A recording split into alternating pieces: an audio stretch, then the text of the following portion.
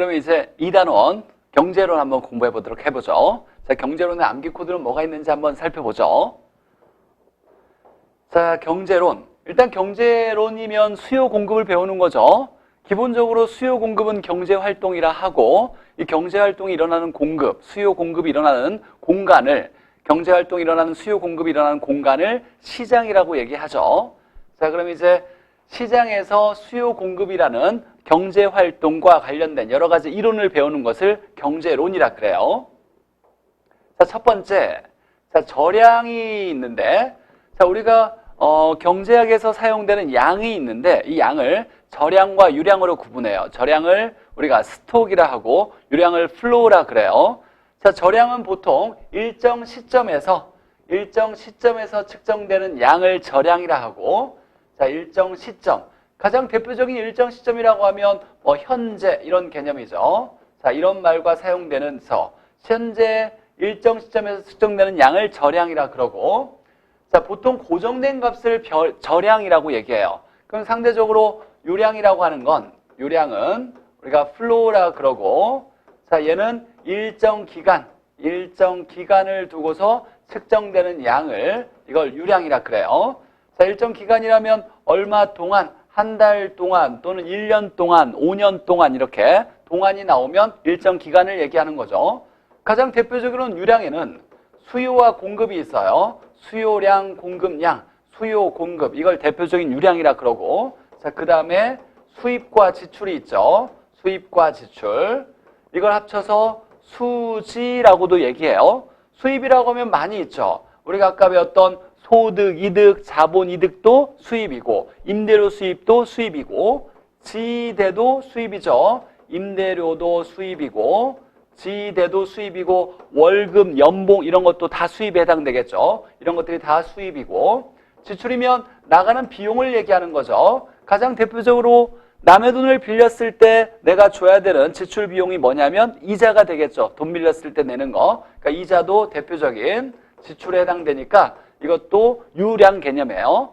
자, 그러면 이제 유량과 절량을 구분해야 되는데, 절량에 대한 예가 이것들을 다 외우기는 좀 어려우니까 가장 대표적인 것만 우리가 암기 코드로, 자, 재고, 팔지 못하고 창고에 쌓아두거나 쓰던 거, 중고를 재고라고 표현해요. 자, 재고, 자산, 자본, 재산과 비슷한 개념이라고 보면 돼요. 재산과 비슷한 자산, 자본, 경제적 가치가 있는 거죠. 자, 그 다음에 가격, 가치. 가격과 가치는 이건 우리가 감정평가에서 가격과 가치에 엄밀하게 구분하는 걸 뺄 때는, 뺀 나머지에서는 다 가격과 가치는 동일하다. 부동산 가격이 부동산 가치랑 똑같이 봐도 돼요. 단 우리가 감정평가 첫 부분에서 가격과 가치는 엄밀히 얘기하면 뭔가 좀 차이가 있다. 그때만 좀 구분해서 우리가 볼 거고, 나머지는 가치와 가격은 동일하게 봐도 괜찮아요. 가격과 가치.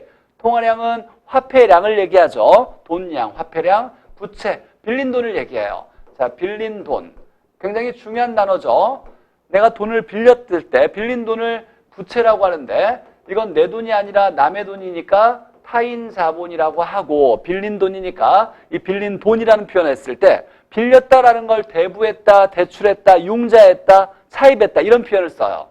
자, 그래서 부채라는 빌린 돈을 대부액이라고도 하고, 대출액이라고도 하고, 융자액이라고도 하고, 차입액이라고도 해요. 이렇게 다양한 표현이 있다라는 거. 자, 이런 개념은 우리가 어휘력을 기본적으로 좀 높여놔야 지문을 쉽게 해석할 수 있으니까 당연히 이런 단어가 생소하다라면 당연히 외워놔야 돼요.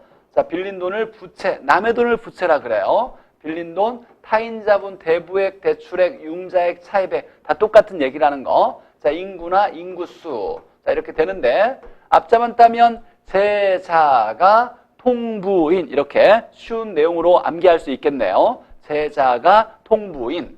자, 그리고 또 우리가 좀 응용해서 지문이 나올 때, 예를 들면 감정평가액, 이 가액이라는 표현도 가격을 얘기하는 거예요. 그러니까 감정평가액도 가격을 얘기하는 거니까 이것도 절량 개념이 되겠죠. 자, 그래서 제자가 통부인, 이렇게 절량을 외우고 이걸 뺀 나머지는 유량이라 보고, 자, 유량에는 대표적으로 수요 공급이 있고 수입과 지출, 수지라는 개념이 있죠. 자, 조금 더 우리가 심한 내용으로 좀 들어간다라면 이런 개념을 좀 생각해 볼 수도 있어요. 자, 어떤 거냐면 우리가 공급을 얘기할 때, 주택 공급을 특히 얘기할 때, 주택에서 관심이 좀 많은데, 자, 주택 공급에서 주택 공급을 얘기할 때 두 가지로 얘기하는데, 단기 공급을 얘기할 수도 있고 장기 공급을 얘기할 수도 있어요. 즉 주택에 대한 공급을 단기 공급, 장기 공급 얘기할 수 있는데, 자, 주택이라는 걸 우리가 쉽게 짧은 시간에 만들기가 매우 어렵죠. 단기라는 말이 들어가면 매우 짧은 시간이라서 신규 생산이 불가능한 시간 정도를 단기라고 봐요. 자, 그러면 우리가 단기 공급을 얘기할 때는 만든 공급을 얘기하는 건 아니에요. 만드는 건 불가능하니까. 그래서 장기로 넘어가야 만들 수 있으니까 장기 공급이 신규 주택 공급을 얘기하고, 자, 그러면 단기라는 시간에는 공급이 일어나지 않느냐? 또 그렇진 않아요. 단기에도 공급이 일어날 수 있어요. 만들지는 못하지만 우리가 주택을 공급을 얘기할 때 만들어서 파는 거 말고 실제로 가지고 있는 사람들이 팔려고 내놓는 것도 이것도 공급이 될 수 있어요. 즉 실제로 주택을 보유한 사람이 내가 이사를 가려고 하거나 아니면 팔려고 내놓는다는 거, 이것도 주택의 공급인 거예요. 쓰던 주택을 얘기하는 거죠. 실제 쓰던 주택을 팔려고 내놓는 것도 이것도 공급이에요. 자, 이건 단기에 일어나는 공급을 얘기하는 거예요. 그래서 단기에 해당되는 공급은 재고 주택 공급을 얘기해요. 자, 그래서 중요한 개념이 단기 공급은 재고 주택 공급을 얘기하고 장기 공급은 신규 주택 공급을 얘기하는 거예요. 자, 그러면 이 장기 공급에 대해서야 얘는 만드는 유량 개념이 되는 거고, 단기 공급은 재고 주택이니까 이 재고와 관련된 거니까 단기 주택 공급을 얘기하는 건 유량 개념이 아니라 저량 개념이 되는 거예요. 저량 개념. 재고 주택 공급이니까 저량 개념. 얘는 유량 개념이고. 자, 보통 일반적으로 수요와 공급은 유량 개념이지만 특이한 거 하나. 주택의 단기 공급에 해당되는 재고 주택 공급은 공급이지만 얘는 저량 개념이다. 이게 좀 더 중요한 개념이죠. 자, 기본적으로 제자가 통부인은 당연히 암기해놔야 되고, 이걸 좀 더 심한 내용으로 본다면 주택 공급의 단기 공급도 저량 개념에 해당된다. 이렇게 정리해야 되고. 자, 그 다음에 탄력성에서, 자, 탄력성이 커지게 한 조건이 있어요. 자, 탄력성이 커지게 한 조건. 한 문제로 많이 출제될 수 있고, 지문이 한두 개씩 계속 매년 출제되는 내용이니까 이건 좀 쉽게 암기하면 되는데, 자, 일단 탄력성이 커지려면 탄력적이다라는 표현은 탄력성이 커지는 거예요. 자, 탄력성이 커지기 위한 조건, 즉 탄력적이기 위한 조건을 얘기하는 거예요. 위한 조건을. 자, 일단 수요는 탄력성이 커지려면 대체재가 많아야 돼요. 즉 대체재가 많을수록 수요는 탄력성이 크고, 공급은 쉽고 빠르게 만들수록 탄력성이 커져요. 그래서 수요의 탄력성을 기본적으로 얘기할 때는 대체재가 많이 있으면 수요가 탄력적으로 변할 수 있을 거고, 자, 공급은 쉽고 빠르게 만들 수 있어야 공급이 탄력성이 커져요. 예를 들면, 자, 공급량을 늘리려고 할 때 법적 제한이 많이 있으면 어렵게 만들 거예요. 쉽게 만들지 못하니까. 그러면 공급이 비탄력적으로 되는 거고, 자, 생산 요소의 가격이 막 올라가요. 원자재 가격이 올라간다라면, 또는 토지 가격이 올라간다라면, 주택 만들려면 토지가 필요하니까 이런 생산 요소 가격이 오르면 공급하기가 쉽지 않죠. 그럼 역시 공급이 비탄력적으로 바뀐다라고 얘기해요. 즉 만드는데, 생산하는데 생산 소요 시간이 오래 걸린다. 만드는데 오래 걸린다라면 공급을 빠르게 만들지 못한다는 얘기니까 이것도 공급이 비탄력적으로 바뀌어지는 거예요. 자, 그래서 이걸 활용해서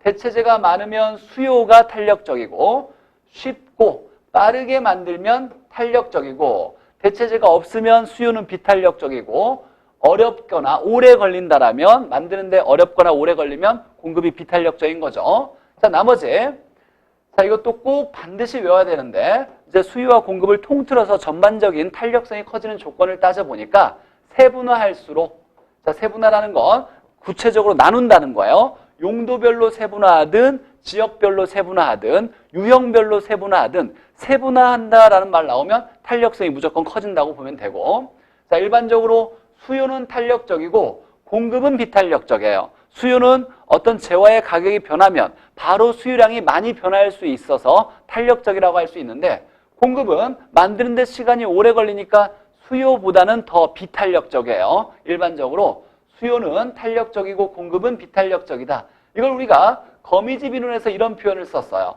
수요는 가격 변화에 의해서 즉각 반응하는 반면에 공급은 가격이 변해도 쉽게 변하지 않는다. 이건 비탄력적이라는 얘기죠. 일반적으로 수요가 공급보다 탄력적이고, 자, 그 다음에 주거용이 상공업용보다 좀 더 탄력적이에요. 자, 이건 수요 공급 다 마찬가지로 볼 수 있는데 우리가 굳이 수요와 공급을 따질 필요는 없어요. 일반적으로 주거용은, 자, 쉽게 생각하면 주택은 종류가 굉장히 다양하게 있어요. 좀 탄력적인 반면에 상가나 공장은 주택에 비해서 종류가 많지도 않고 양이 쉽게 만들기가 좀 더 까다로워요. 자, 그래서 일반적으로 수요, 공급 모두에 비교해서 주거용이 상공업용보단 탄력적이다. 자, 그 다음에 관찰 기간을 오랜 기간 본다라면 충분히 장기적으로 본다는 얘기고, 이건 탄력적으로 양이 많이 변할 수 있다는 얘기고, 짧게 본다라면 거의 만들지 못할 수도 있는 경우가 많이 있죠. 공급 같은 경우는. 그래서 우리가 장기로 긴 시간으로 봤을 때 좀 더 탄력적이고, 짧게 보면 비탄력적이에요. 자, 그리고 비싸거나 사치품일수록 탄력적이에요. 비싸거나 사치품일수록. 그러면 싸거나 생필품은 비탄력적인 거예요. 자, 그리고 용도 전환이 용이하거나 용도 전환이 가능하거나 또는 용도가 다양하거나, 이렇게 용도가 다양하다, 용도 전환이 용이하다 이럴수록 탄력적이에요. 자, 이걸 해석하는 내용은 만만치는 않아요. 근데 우리 시험은 이걸 해석해서 이해할 수 있는 내용까지의 문제가 출제된 적은 거의 없어요. 자, 이것만 딱 암기해도 쉽게 풀 수 있는 내용이니까 기본적으로 세수, 주장, 비싸, 용 이렇게 암기해서 탄력성이 커지는 조건 이렇다라는 거. 자, 이것들은 학교론 전반에 걸쳐서 계속 등장하는 내용들이니까 꼭 암기를 해놔야 돼요. 세수, 주장, 비싸, 용 이렇게. 자, 그리고 기본적으로 수요가 탄력적이려면 대체재가 많아야 되고, 공급이 탄력성이 크려면 쉽고 빠르게 만들어야 돼요. 자, 기본적으로 탄력성을 얘기했는데, 자, 잠깐 탄력성에 대해서 얘기한다면, 탄력성을 구하는 식, 학교론에서 가장 중요한 식이에요. 이거 모르면 역시 안 좋은 일 생기는 거예요. 자, 탄력성은 말이 없으면 가격 탄력성을 얘기해요. 그래서 가격에 대한 수요량의 탄력성을 얘기하는데, 식은 가격 변화율 분의 수요량의 변화율. 자, 부호는 무시해서 절대값이 쓰여져 있는데 이 절대값은 크게 신경 쓸 필요는 없고, 자, 이 가격 탄력성이라는 건 실제로 가격에 따라서 수요량이 얼마나 많이 변하는지를 얘기하는 거예요. 우리가 A는 B분의 C라고 하면 이 A와 C는 무슨 관계냐면 비례 관계고, A와 B는 반비례 관계를 얘기하는 거예요. 자, 비례 반비례라는 건 얘가 커지면 얘도 커진다는 거고, 얘 커지면 얘가 작아지는 관계에 있다를 비례 반비례 얘기하는데, 가격 탄력성이 크다라는 얘기는, 자, 수요에 따른 거예요. 이건 수요에 따른 가격 탄력성이니까 수요량을 쓴 건데, 자, 수요량의 변화가 크다는 거예요. 자, 이걸 많은 사람들이 잘못 이해하고 있는 경우가 많은데, 자, 탄력성이 크다는 건 수요량이 많이 증가한다는 걸 의미하는 게 아니에요. 이거의 의미는 얘가 변화가 많이 된다는 거예요. 많이 증가된다는 게 아니라, 즉 변화율이 크다를 얘기하는 거예요. 즉 수요량이 많이 변할 수 있다를 얘기하는 거예요.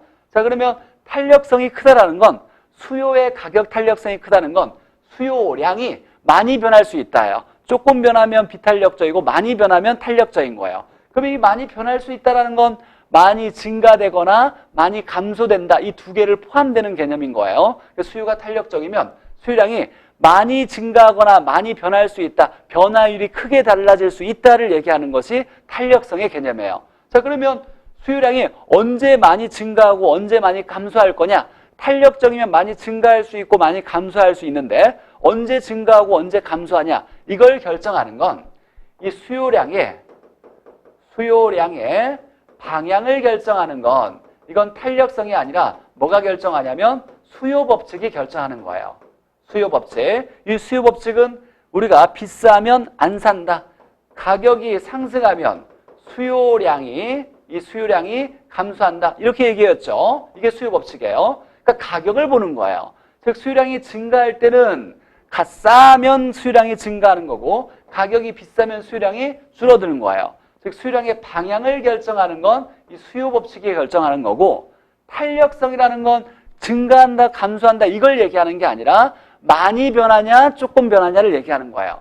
자, 그러면 여기서 말하는 것들은 전부 다 증가한다, 감소한다 이런 걸 얘기하는 게 아니라 조금밖에 변할 수 없다. 양이, 수요량이나 공급량이 조금밖에 변할 수 없다. 그러면 비탄력적인 거고 양이 많이 변할 수 있다. 많이 증가되거나 많이 줄어들거나 이럴 수 있다는 건 탄력적인 거예요. 근데 언제 증가하고 언제 감소할 거냐를 얘기하는 건 가격에 의해서 결정되는 거예요. 가격에 의해서 수요량이 증가한다, 감소한다는 걸 수요법칙. 비싸면 안 산다, 싸면 산다. 이건 수요법칙. 공급법칙은 비쌀 때 팔아야 이윤이 많이 남으니까 비싸면 공급이 증가한다, 싸면 안 판다. 이건 공급법칙을 얘기하는 거예요. 자, 그래서 기본적으로 경제론에서 수요량이나 공급량의 방향을 결정하는 건 가격에 의해서 결정되는 방향은 수요법칙, 공급법칙이고 여기서 말하는 탄력성은 얘가 많이 변할 거냐, 조금 변할 거냐 이걸 얘기하는 거야. 조금밖에 변할 수 없는 이런 상황을 비탄력적인 거고 양이 많이 증가하거나 많이 감소하게 많이 변할 수 있는 상황을 탄력적이다 이렇게 얘기하는 거예요. 자, 그래서 탄력성이 커지기 위한 조건 세수, 주장, 비싸용 이렇게 기본적으로 암기해야죠. 자, 그 다음에 좀 우리가 경제론에서 가장 좀 중요하기도 하고 어려운 내용이기도 한데 자, 탄력성과 관련된 활용 내용이에요. 이 탄력성이 어떻게 관련되냐면 자, 이 두 개는 경제론에 나오는 내용이고 이 마지막에 조세부담은 이 조세부담은 정책론에서 나오는 얘기예요. 정책론. 자, 근데 이것도 역시 탄력성과 관련되어 있으니까 한 번에 탄력성에 따라서 이렇게 암기하면 좀 쉽게 탄력성의 활용 과정을 좀 공부하기 쉽지 않을까 해서 제가 만들어 놓은 이제 암기 코드인데 자, 첫 번째는 B가 더 이건 균형점 이동을 얘기하는 거예요. 탄력성에 따른 균형점이 이동하면 균형 가격도 변하고 균형 양도 변화가 되죠. 이 균형 가격과 균형 양의 변화를 탄력성에 따라서 정리한 거 B가 더. 자, 두 번째는 총수입의 변화예요. 즉 공급자가 팔면 총수입이 남을 텐데 탄력성에 따라서 총수입이 달라져요. 그래서 이건 수요걸 얘기하는데 수요의 탄력성에 따라서 공급자의 총수입이 늘어나기도 하고 줄어들기도 해요. 자, 물론 내용은 이제 수업 중에 많이 설명했으니까 내용을 좀 어느 정도 이해했다 생각하고 이제 암기 코드만 제가 정리해 줄 건데 자, 비탄력적일 때는 고가로 팔아야 유리하다예요. 자, 그리고 비탄력적인 상황은 조세 부담이 크다예요. 세금을 많이 부담하다. 비탄력적일수록 세금을 많이 부담해요. 잠깐 좀 내용을 한번 살펴보면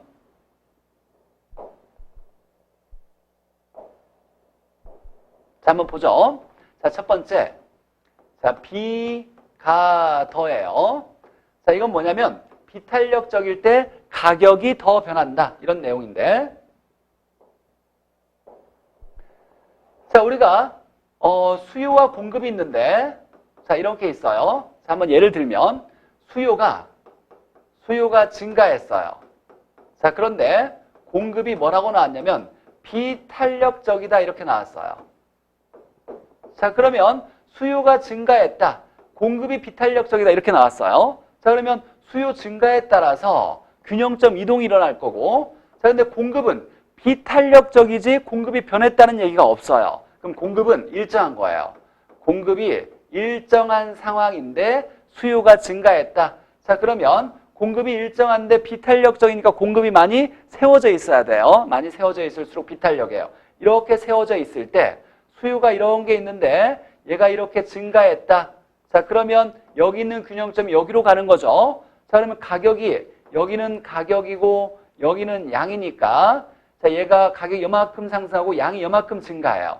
즉 가격이 상승하고 양이 증가하는데 가격은 많이 변하고 많이 올라갔으니까 양은 조금만 증가하는 거예요. 즉 탄력성에 따라서 누군가는 더 변하는 게 있고 덜 변하는 게 있어요. 즉 가격과 양 중에 더 변하는 것과 덜 변하는 것 이걸 구분하는 거예요. 자, 그러면 공급이 일정한 상황에서 수요가 증가했는데 공급이 탄력적이지 않고 많이 세워져 있는 비탄력적이다. 이럴 때 누가 더 변한다? 가격이 더 변한다예요. 그래서 비탄력적이면 가격이 더 변한다. 자, 이걸 문제를 풀려면 무조건 B가 더 먼저 이걸 적용시키면 안 되고, 첫 번째는 균형점 이동을 정확히 판단해 놓고 우리가 균형점 이동을 배워놨어야 돼요.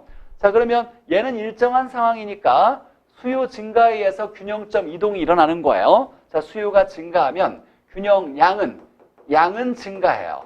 증가하면 곡선이 오른쪽 가면 양이 증가하겠죠. 그리고 가격은 상승해요. 자, 이걸 균형점 이동을 정해놓고 두 번째 이제 탄력성을 적용시키는 거예요. B가 더를 이걸 이제 적용시킨다. 그럼 비탄력적이라고 나왔으니까 이제 가격이 더 변하는 거예요. 그러면 상대적으로 양은 덜 변하게 되겠죠. 가격은 여기에 더 집어넣어서 가격이 상승하는데 더 많이 상승한다. 자, 양은 덜이에요. 양은 증가하는데 덜 증가한다. 이렇게 결론을 내는 거예요. 그럼 양은 덜 증가하고 가격은 더 상승한다. 이거. 자, 이걸 이제 우리가 내용을 해석할 수도 있어야 돼요. 자, 양은 증가하는데 덜 증가한다. 그러면 양은 작게 증가했다. 이런 표현이에요. 자, 덜이라는 표현은 작게 변했다라는 얘기고, 더라는 건 가격이 많이 올랐다예요. 그래서 얘는 가격은 크게 상승했다. 이렇게 얘기할 수 있는 거예요. 크게라는 말과 같은 얘기고, 이걸 다른 말로 하면 양이 증가했는데 이 증가 폭이 어떻게 움직였냐면 작게 움직인 거예요. 증가한 건 분명히 증가한 거예요. 근데 여기서 얘기하는 건 작게, 덜이라는 표현이니까 폭이 작게, 작다 이렇게 표현하는 거예요. 폭이 작다. 자, 가격은 상승을 했는데 크게 상승했다는 얘기는 가격이 상승한 폭이, 상승폭이 어떻다? 크다를 얘기하는 거예요. 자, 그러면 덜이라는 표현은 작게, 작다라는 것과 연결된 거고, 더라는 건 크게, 크다 이렇게 연결된 거예요. 자, 우리 지문은 예전에는 이렇게 덜 이렇게 많이 출제되다가, 자, 최근에는 야, 이렇게 암기했던 사람들 이해도 못하고 암기만 하더라. 그래서 출제가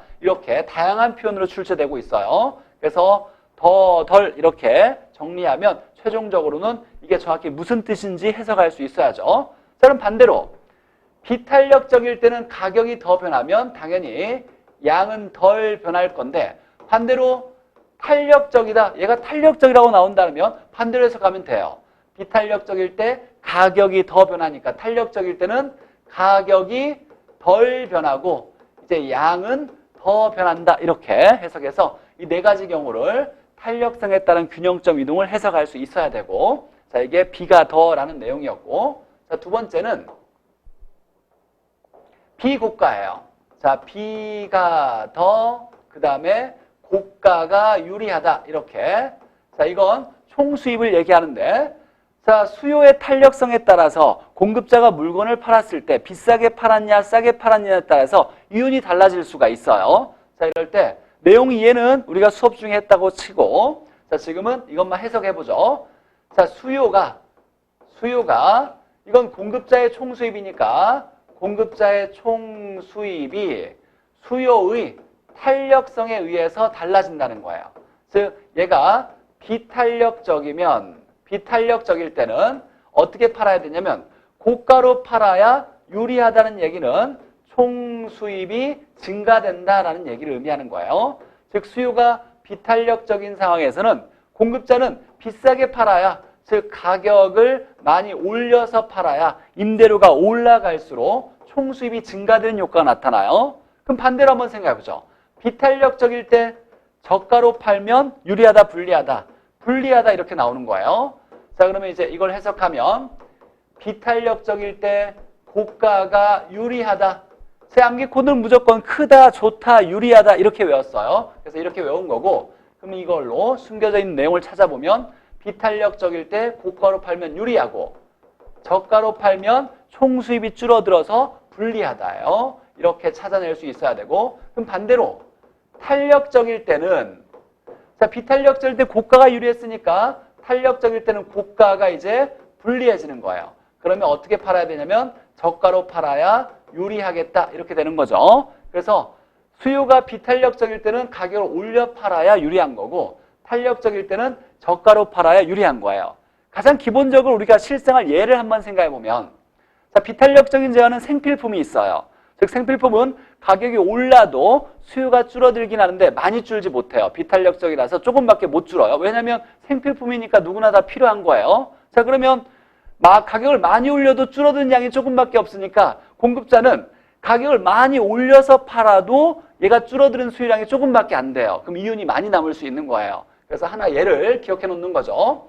야, 생필품 같은 비탄력적인 건 비싸게 팔아야 공급자가 이윤이 많이 남아. 그러니까 참이슬 같은 건 비싸게 팔수록 공급자가 이윤이 많이 남는 거예요. 그러면 공급자들이 이윤을 많이 남기 위해서 너무 비싸게 팔면 서민들이 힘드니까 정부에서 야, 가격을 통제하는 거예요. 얼마 이상 팔면 안 된다고. 이런 게 이제 생필품은 가격 규제가 있죠. 자, 그래서 비탄력적일 때는 고가로 파는 게 유리하다. 그럼 반대로 탄력적일 때는 고가로 파는 게 불리하다. 이렇게 해서 네 가지 경우를 해석할 수 있어야 되고.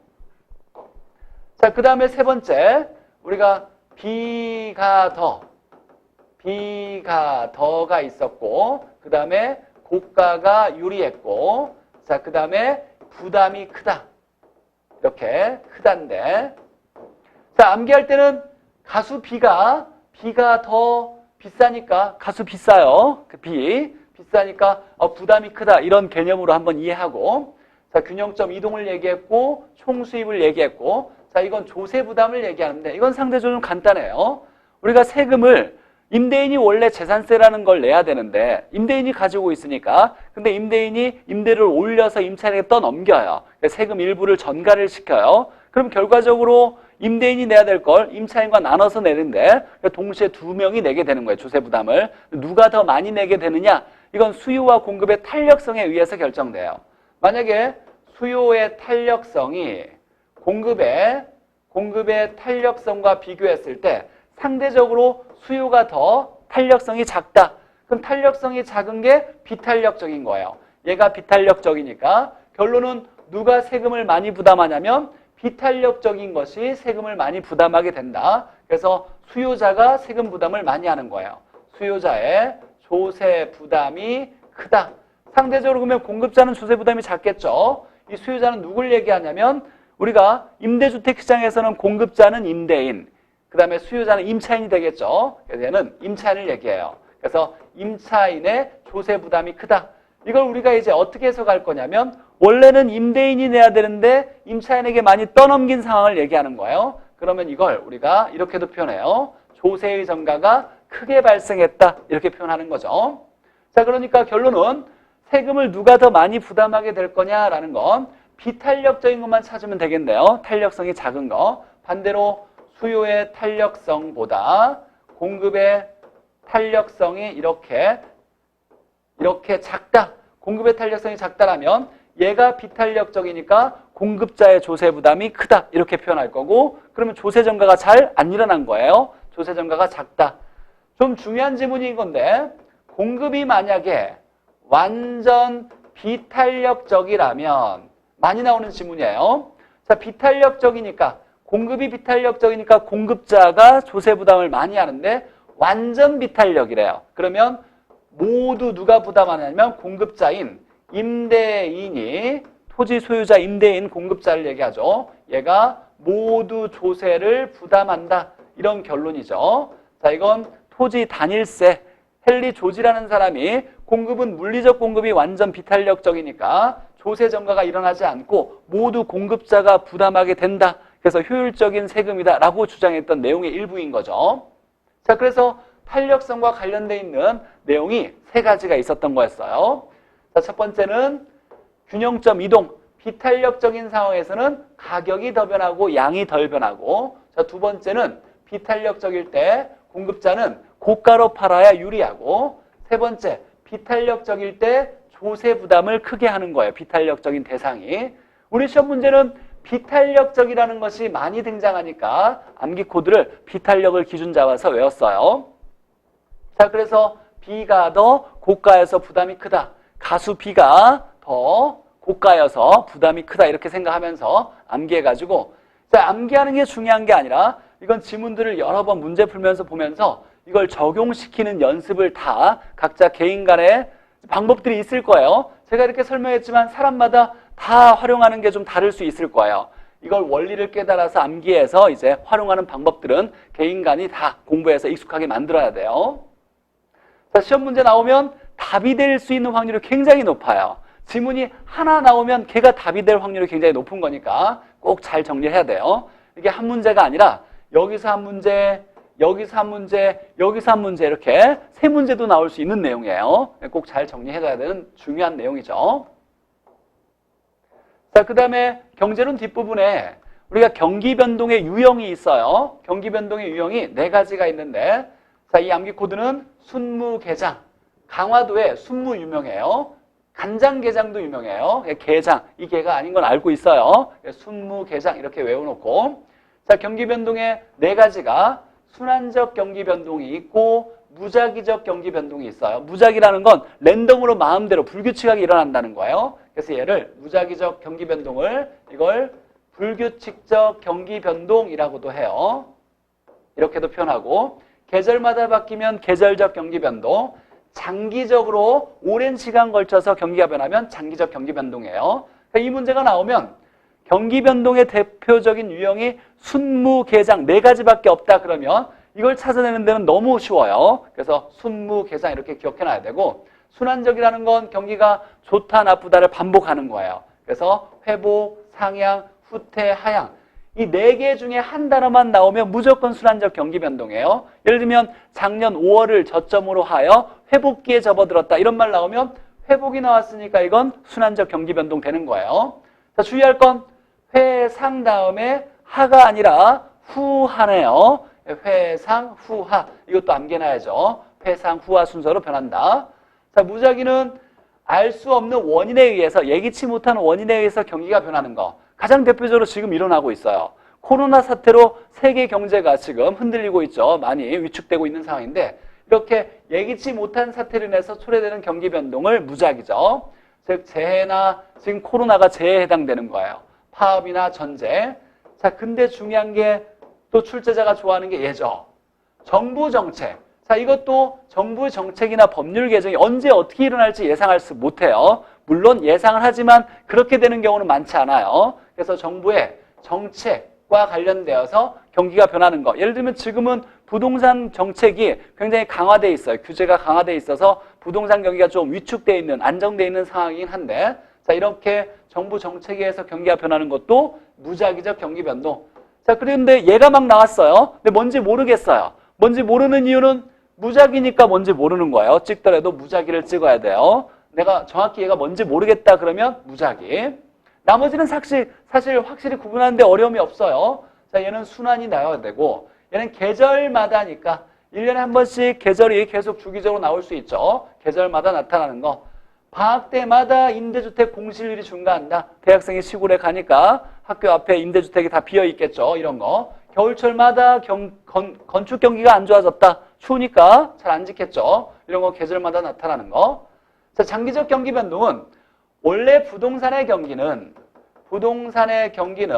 18년 정도를 주기로 좋아졌다 나빠졌다 하는데, 얘는 훨씬 더 오랜 시간을 걸리면서 서서히 좋아졌다가 서서히 나빠졌다가 이렇게 움직이는 걸 장기적 경기 변동이라 그래요. 이걸 서서히라는 걸 학문적으로 어떻게 표현하냐면 추세적, 지속적이라는 표현을 써요. 그래서 경기가 추세적으로 변했다, 지속적으로 변했다는 건 서서히 이렇게 좋아졌다가 서서히 나빠졌다. 이건 장기적 경기 변동을 얘기하는 거예요.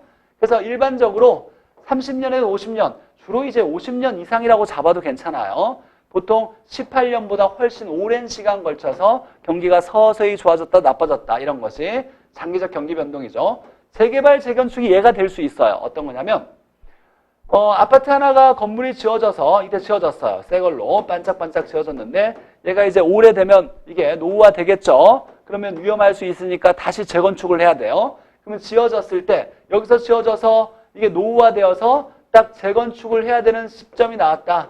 재건축을 해야 되는 시점이 나오면 이게 한 30년에서 50년 걸쳐지는 거예요. 그래서 이 건물 하나가 만들어져서부터 나빠져서 다시 만들 때까지, 좋아졌다가 나빠져서 다시 만들 때까지 기간이 한 30년에서 50년 걸리니까 재개발이나 재건축 같은 거 도시가 하나 개발되고 이게 낙후되어서 다시 또 재개발을 해야 되는 시점이 이렇게 오래 걸려요. 그래서 이렇게 오래 18년보다 훨씬 오래 걸쳐서 경기가 좋아졌다 나빠졌다는 걸 장기적. 중요한 건 장기적이란 말과 추세적 지속적이란 말이 동일한 말이라고 생각하면서 장기적 추세적 지속적 나오면 다 장기적 경기 변동에 해당되는 거예요. 자, 그러면 얘를 구분하는 건 순무계장 네 가지밖에 없다 그러면 어렵지 않게 충분히 풀 수 있겠죠. 자, 그 다음에 주역이라는 말이 나오는데, 자, 우리가 이제 부동산 경기의 특징, 우리 부동산 시장의 경기 변동의 특징을 보니까, 자, 주거용 부동산은 일반 경기와 얘가 이 주거용 부동산은 일반 경기와 반대로 움직여요. 반대로. 그래서 역행한다 그래요.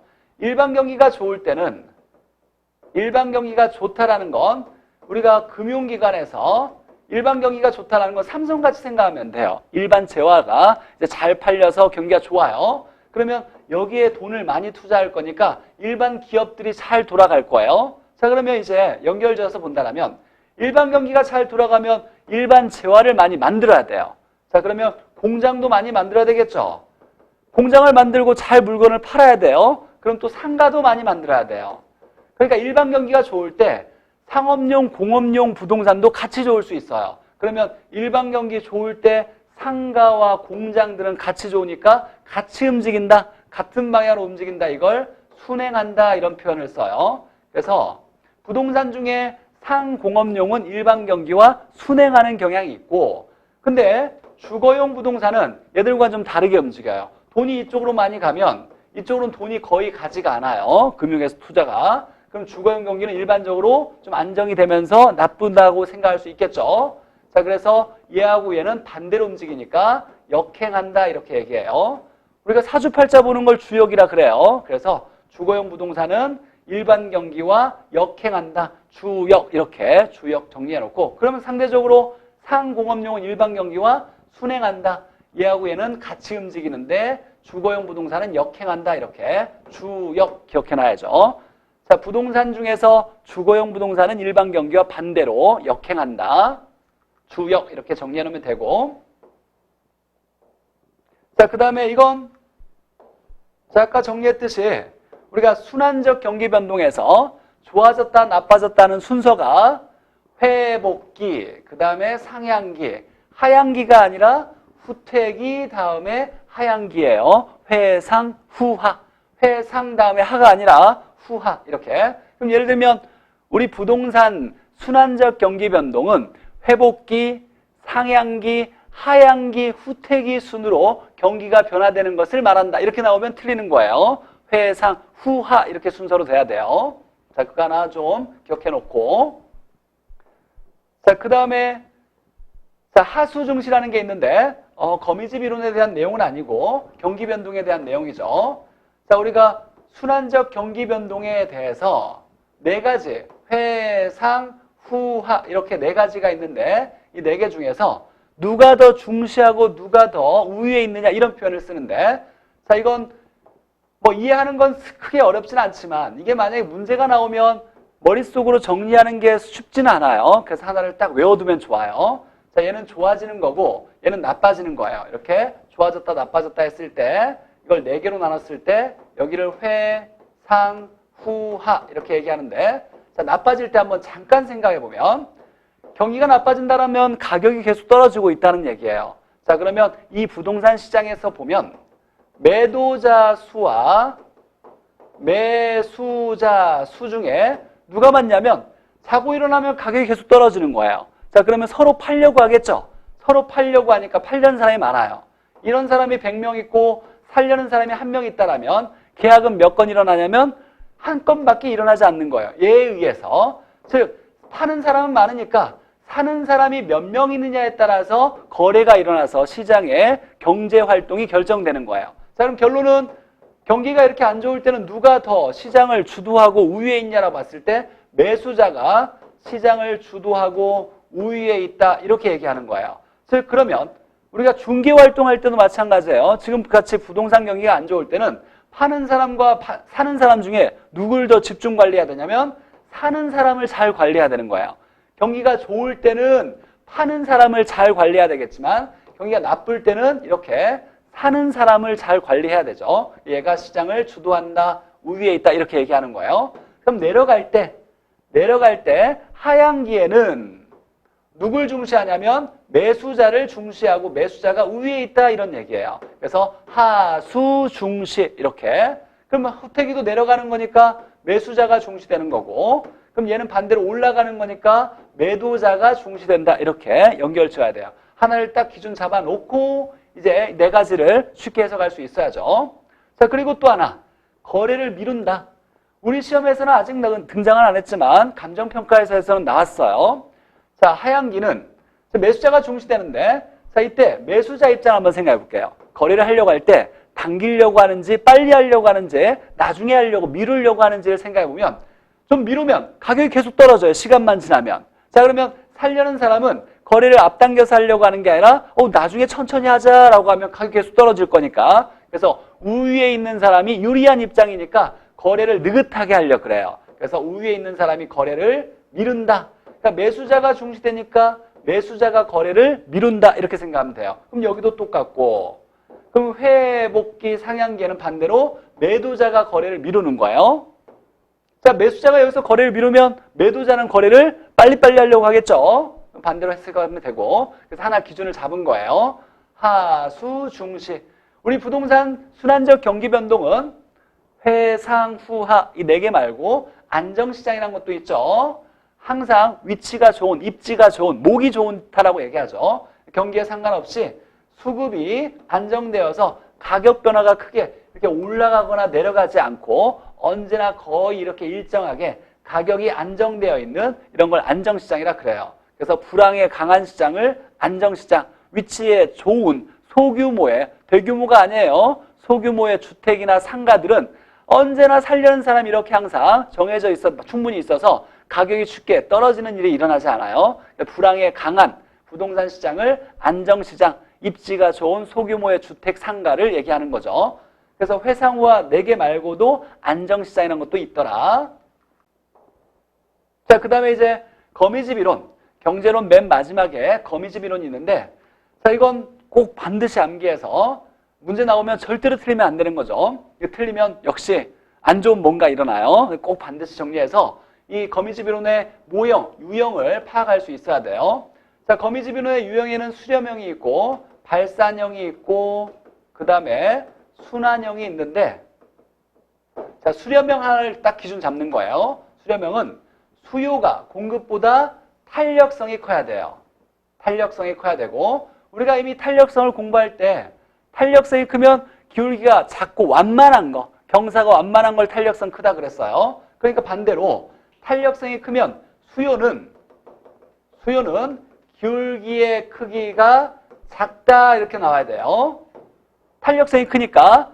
자, 그러면 이제 공급이 기울기가 큰 건 누가 기울기가 커야 되냐면 수요가 기울기 크기 작으니까 공급이 커야 돼요.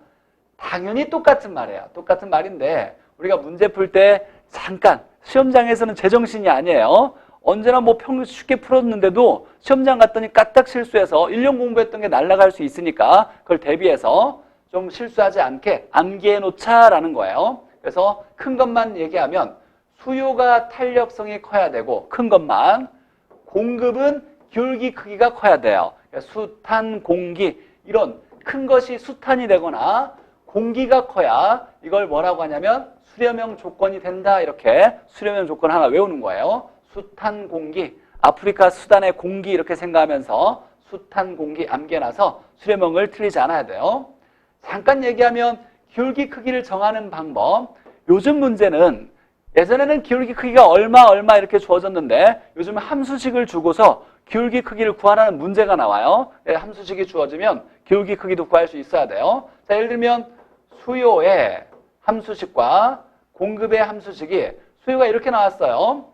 2P는 200-3Q다 이렇게 나오고 공급은 P는 300 플러스 2Q다 이렇게 나왔어요. 자, 이렇게 나오면 기울기 크기를 구할 때는 어렵지 않아요. 물론 이제 원리적으로 우리가 예전에 중학교 때 1차 함수를 배우면서 기울기 크기가 x 변화량분의 y 변화량 하면서 이런 거 배웠는데 그런 거 무시하고 원리적으로 접근하지 말고 제가 쉽게 구하는 건 P의 개수분의 Q의 개수 이걸 좀 암기해 놓고 그냥 사용하도록 해요. 수학을 좀 잘하는 사람은 당연히 함수가 y축이 P고 가로축이 이게 양이니까 기울기 구하는 건 어렵지 않아요. 이건 뭐 수학을 좀 함수를 이해하는 사람이고 우리 이런 거 보지 말고 그냥 기울기 크기는 P의 개수분의 Q의 개수 쓴다 이렇게 정리해서 그냥 암기하듯이 풀어내죠. 자 그러면 여기 P의 개수가 1이 2고 2, Q의 개수는 3이에요. 그럼 여기에 기울기 크기는 부호는 무시해도 돼요. 기울기 크기는 절대값을 얘기하니까 그러면 얼마? 2분의 3 이렇게 나오는 거고 공급함수의 기울기의 크기는 얼마냐면 P의 개수는 1이 생략되어 있는 거예요. 1분의 2 이렇게 되는 거예요. 1분의 2. 그럼 얘는 2고 얘는 1.5니까 얘가 큰 거네요. 공급이 기울기가 큰 거죠. 그러면 공기가 크니까 얘는 무슨 형이다? 아 이건 수렴형이다. 이렇게 찾아내면 되겠죠. 거미집이론의 숱한 공기 이렇게 수렴형 조건을 하나를 반드시 정리해놓고 반대가 되면 발산형이고 똑같으면 순환형 이렇게 되는 거죠. 자 여기까지가 경제론이고 자 그러면 다시 이제 시장론 볼 때 시장론 공부하면서 다시 뵙도록 할게요.